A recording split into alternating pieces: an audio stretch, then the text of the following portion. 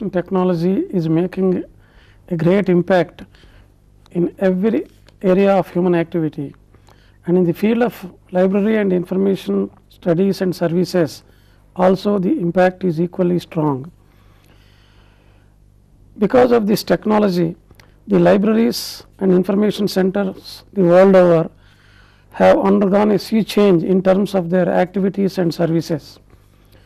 To discuss the impact of information technology on the way how the libraries are managed and the services are provided by them, we have with us this afternoon Professor Mairead Brown, Professor of Information Studies in the University of Technology, Sydney, Australia. Mrs. Brown, we would like to know from you how the information technology has made an impact, or what is its influence on the collection development in libraries and also the information policies in terms of collection development. Well, perhaps I should first of all preface my comments by saying that the incredible growth in publication rate and the also incredible rate of charging for information in the traditional sense, the cost of serials and so on, as well as the volume of them over the last 20 years, there's been an absolutely extraordinary change. And libraries simply haven't been able to keep up either with those costs or with that volume.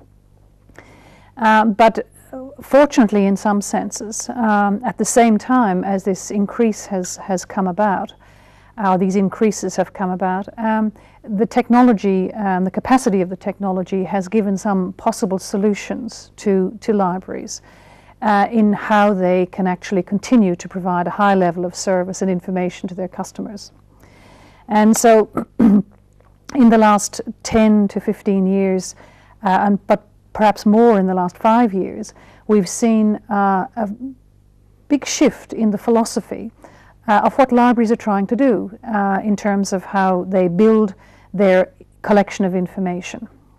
Now, there was a time, and it's not so long ago, when a library and a librarian in charge, an information service director, really almost had a dream of being self-sufficient, so that the ideal was that into the library would come a customer, a client, and they'd ask for the information, and in most cases you would expect to have in your collection the material to satisfy that need. Was it called the situation of just in case? Indeed, it was a situation where you bought materials, you bought documents, just in case somebody needed them at some time. And a lot of studies were carried out of the major research collections internationally, especially in the United States, and they found an extraordinarily small proportion, in fact, of those library collections were ever used. They were simply bought and they lay there, but at the same time, of course, were costing a great deal of money both to buy and to maintain. Now, with the technology, new vistas have been opened up. Not only can we access information on the network and through the internet, for example, which is a wonderful source, but we can also find documents and where they're located and have them sent to us through the aid of the technology. So what's happened now is that the concept of a just-in-time library has evolved, whereby you don't aim to have everything just in case a document is required. You aim to get it when the person requires it, and that's the goal that you have in building your collection. So your emphasis has moved in the libraries. The emphasis has moved on owning material, having it there physically in the library, to actually having access to the material regardless of where it's held. With regard to the response given by the libraries and information centers to these technological developments, it could not be the same with every library in every country. Indeed, so, yeah. How do you observe the response of libraries towards absorbing these technologies and utilizing them for improving their efficiency in services and activities? I think libraries have been very good at using technology, even in the simplest of circumstances. I think we have a long history in libraries of adapting technology. I mean, if you think back into the history of libraries, libraries were among the very early adopters of computers for housekeeping, for cataloging, and for lists and so on. And so we seem to be very flexible in this respect. I think what's happened, certainly in my experience in Australian libraries, and I'm talking about the smallest local library right through to the research libraries and the National Library, is that money that previously was being spent on buying books and serials is now being spent on the technology. So it does have a big effect on how you actually allocate your funds. And the technology is certainly expensive. But when you if you do a sum, if you do a little bit of mathematics, if you work out the cost of buying and holding materials just in case, you find it's actually cheaper to buy materials just in time. So your pattern of expenditure changes. I read a report recently of a very large United States conglomerate of libraries. And this is a scale that I don't understand in a sense, because our Australian libraries are not so big. But one library estimated that it had saved the equivalent of $900,000 in a 2-year period by operating a policy of simply cancelling serials, not all serials, but cancelling the serials, and buying the documents on a 24-hour turnaround from some of the commercial centres which supply. And they added up the difference between what they were spending, and basically they figure they saved $900,000, almost $1 million. Can it be taken as a simplistic approach like that, because the extent to which a document is used again and again by different readers would also add to the cost factor or the cost benefit analysis? Yes. Yes. Rather than a particular journal may be used by a few individuals only at a time, whereas a few articles in a couple of journals may be used by several readers again and again. The just-in-time approach may work out much costlier in such a case than the just-in-case approach. That's absolutely true, and I think that's what libraries are discovering. I mean, there are two factors at work here. One is that the people who are publishing the periodicals, the serials, they don't particularly like the just-in-time process, because it means they're not selling so many serial subscriptions. And they're introducing surcharges, so that if, for example, I want to get a journal article from a particular journal that has a policy of surcharging, it's going to cost a quite substantial amount extra. So if the library is paying for this, it becomes prohibitive. So they really do not want to see this. But the just-in-time concept, just because you have a just-in-time philosophy doesn't mean you don't have a collection development policy. Essentially, you have to take a different approach to collection development, but you must still think through the kinds of uses and the kind of users and readers that you have.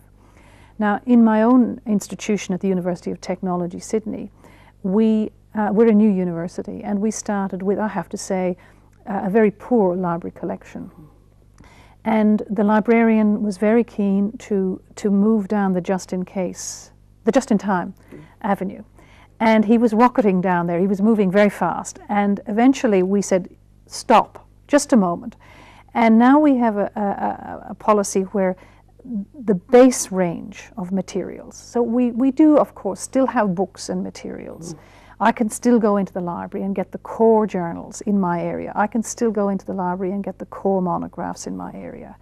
But anything that's really not to do with the teaching program of the university, that's more esoteric, then it comes in on the just-in-time philosophy. For taking the approach of just-in-time, good infrastructure, communication infrastructure is required, and the software support. For certain countries which are not well equipped with this infrastructure, for high-speed data transfer, and also in the countries where the foreign exchange is a problem, the just-in-time may be very may not be the right approach. What is your reaction to that situation? Well, I believe that the just-in-time philosophy can work equally well in a country without a highly developed infrastructure. In Australia, we do have good telecommunications infrastructure. We have a very, very large country. It's very, very large with a small population, great distances. But we do have the benefit of a well-developed infrastructure, and so we can go very readily to the United States, for example, for a document. The librarian in my institution can get a document for me on literally 3 or 4 hours turnaround. In a country where you don't have an infrastructure, where it's still in the developmental phase, it seems to me there's no reason whatever that the libraries cannot be more self-sufficient internally, and that they should be able to collaborate and cooperate so that the individual collections in those libraries become, if you like, conceptualized as part of a whole collection. And this is a concept we've had in Australia for some years, and it's got the label, the distributed national collection, so that our national library is not a great big imposing national library with every subject under the sun, but the National Library maintains the Union Catalogue, so that it is the central point, it's the place you go to for the information about the location, but then you don't get the document from there. You get it from a local library, perhaps, someone in your locality. And I mean, the Postal Service enables you to operate a just-in-time, it seems to me, just as readily as does, sending data down a high-speed line. So I think it has validity. Such an approach requires also another requirement of the libraries responding very fast. Yes. And they must be having the minimum infrastructure for providing document copy within, say, a reasonable time of 24 hours or 48 hours. This just-in-time approach may work very well in large cities or in medium-sized cities which have reasonably good infrastructure. For remotely placed libraries or remotely placed users, even this would be difficult because they have to have an online access to the central database which is available in the National Library. If that is also not available, perhaps it would be not practical to have just-in-time. But in those isolated areas, it's also unrealistic to have a just-in-case library. I think you're unlikely to have the capacity and the resources. Maybe it's different in this country, but in our rural and remote areas, it tends to be that they are smaller libraries, and the idea of them being self-contained is simply not feasible. I mean, there are some interesting developments in terms of how users react to the just-in-time. We've had considerable controversy. The National Library of Australia has moved to be, in some respects, in some aspects of its services, has moved to be a just-in-time. But many of the users don't like this. They have a picture, a vision, an expectation that they can walk into this library and have all their needs met. Now, the reality is, it's very interesting. Just before I left to come here, I saw a very interesting study which has been done in Australia. The reality is that when you look at the patterns of interlibrary loan that exist in Australia, the bigger the library, the more interlibrary loans they get. So no library is self-sufficient. But the users perceive that there is a self-sufficiency, and they get very nervous about the idea that they cannot walk in and expect to get that document straight away. In India, there are good libraries located in metropolitan cities, and there are good libraries in certain universities which are somewhat away from the metropolitan cities with good collections. And there are attempts being made from the government side to network all the Delhi university library system in the country. And also metropolitan libraries networks are coming up in Delhi, Madras and other places to have resource sharing among themselves. So the infrastructure necessary for that arrangement is building up slowly. In such a situation, what sort of arrangement would you suggest for the Indian students and library users to have a quick access to information and have quick document delivery system? Well, there's no easy answer, obviously, but it seems to me that the key to operating a just-in-time kind of philosophy, although, as I said earlier, it's probably going to be a hybrid. You know, you're going to have, in certain aspects of your service, there'll be a core of collection. It'll be a just-in-case idea. But it seems to me that we have to become very flexible in how we think, very flexible in how we do our business. And sometimes it's very hard if we've been used to doing things a certain way. I mean, let me give you an example. Again, just speaking of my own situation, when I wanted to order books for my students, I would order those books from the library, and an order would be placed with the bookseller, and eventually that would come through. Meanwhile, the term has begun, the classes have begun, no book, no books. And yet I know that that book is available in a bookshop, several bookshops. But because we've ordered a certain way, well, that's traditionally the way we've done things. Now we've persuaded, or I won't say we've persuaded, it's the librarians themselves have come up with the idea. They have now been issued with a credit card.